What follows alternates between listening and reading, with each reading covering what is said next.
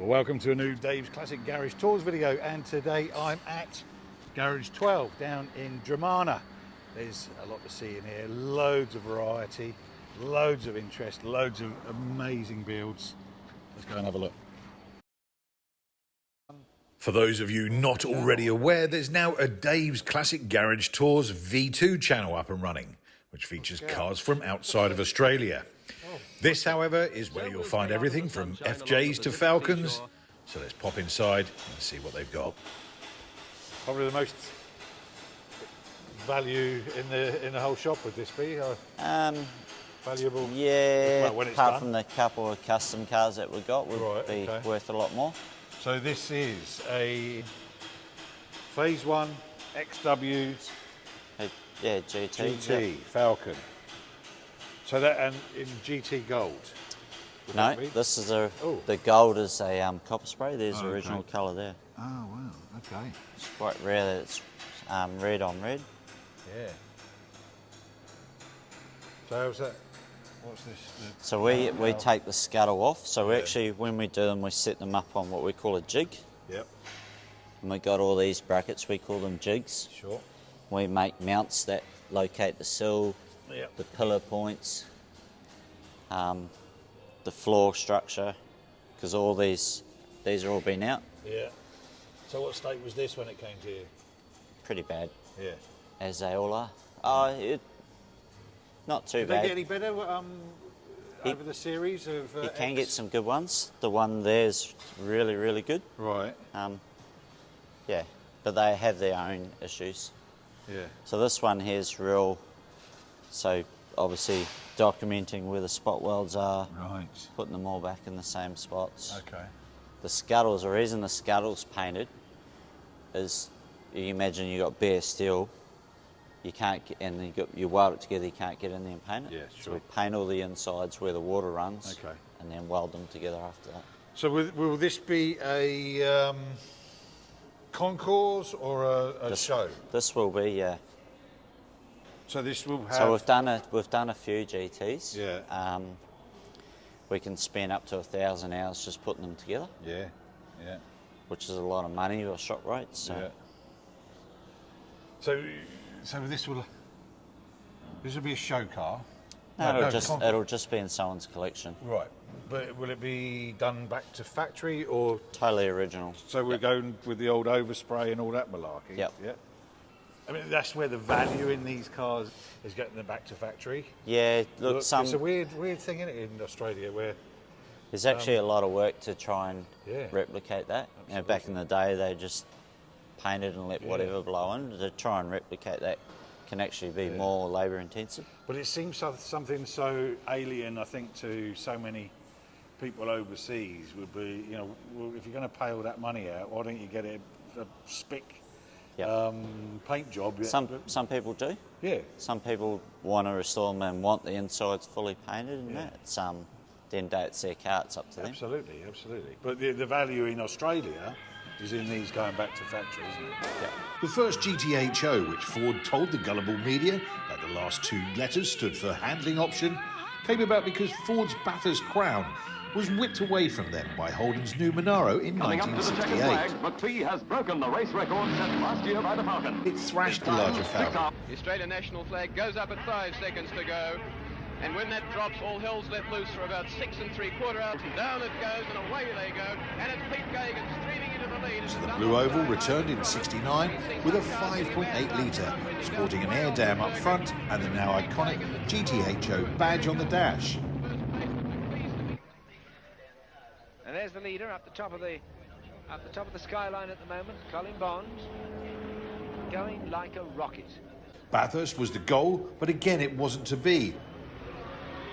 And what is now retrospectively called the Phase 1 was replaced in 1970 with the XW Phase 2. Alan Moffat's record figures of 2 minutes 49.3.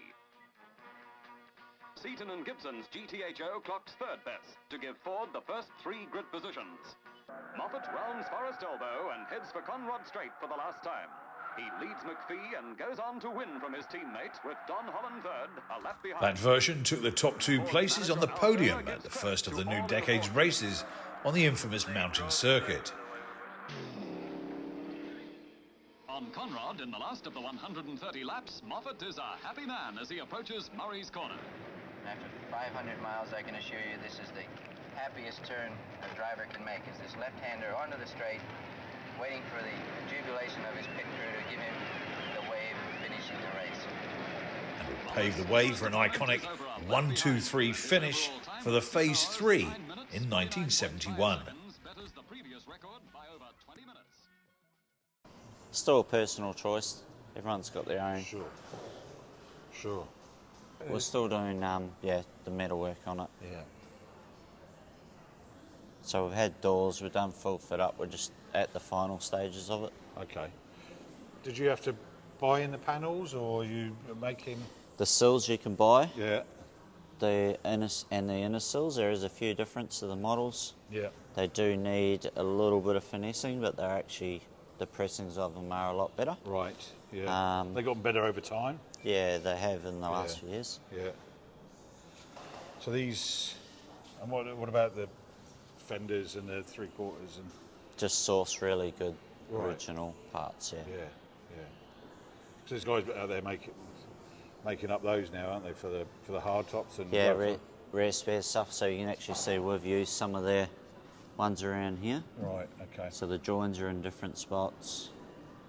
Some of the pressings that they're not 100%, but you can refold them and change them. So we just give the owners options on where to spend their money. So we could hand make that, but the cost of buying them they're totally different. So then investing gives them the opportunity to actually invest and reshape them and make them right. Yeah.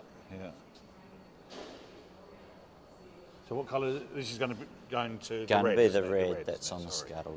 Yeah. Beautiful. Okay. Be interesting to see this one come forward. You got a bonnet there. That bonnet was what you rescued. That's boot. Sorry, boot. Sorry. Yeah. You got work to do there. Interesting. Okay. Nice. Fair enough. And all parts were available. You came with it, or No. no? So it's actually probably from about 4 different cars. All right. Okay. Yep. Yeah. And was there much damage? And Just rusty. All the doors are no good. Sills are no good. yeah. All these drop panels, as we call them. Right. So they're all been out. Yeah. One of the tubs has been out. How long's left to go on that, do you reckon? Yeah, there's still probably a good year left in it. Yeah. It's amazing seeing some things, these different businesses, how, the length of time it can take for, sourcing parts, doing the work and whatever. And there's a lot of shuffling behind the it scenes. around and behind the scenes sort of stuff going on, and negotiation with the owners or whatever, and seeing. Yeah, no, that's great. Cool. All right. XW. All right, Luke. Thanks for letting us come by today. Tell us a little bit about your business here. So we've been going for 5 years the end of this year. Right. Mostly it would be restoration and restoring like classical race cars. Yeah. A little bit of custom stuff. So a lot of us have been working together probably over 20 years. Right. Okay. So we've got a good core group of guys that we know each other's strengths. And right. We're in Dromana, down south of the city. What brought you down here? We all live down here. Right. Okay. So yeah, that's pretty much the basis of it, really. Cool. All right.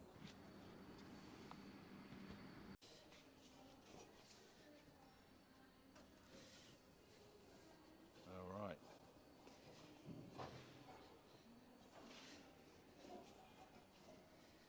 So this is another GT.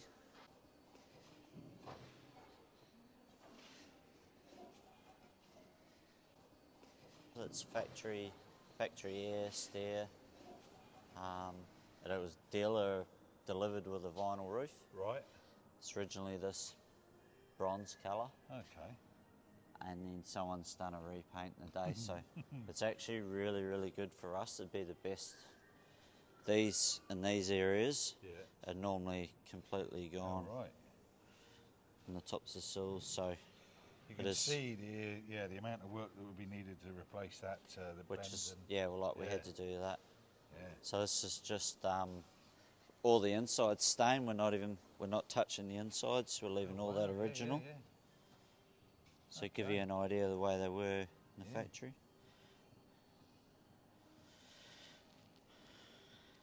Cool. So this one was in a lot better nick than that one then? Yeah, it's just a little bit of rust work and paint work.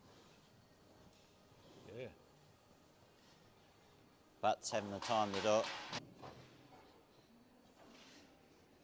Yeah, we're sort of, the owner was sort of toying up whether to leave it original. Is that good? Right. But because it was blue.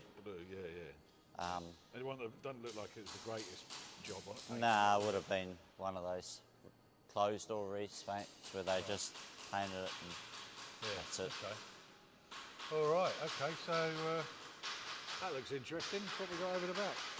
So this is one of the custom builds that I've been doing. Oh, right. For a few years.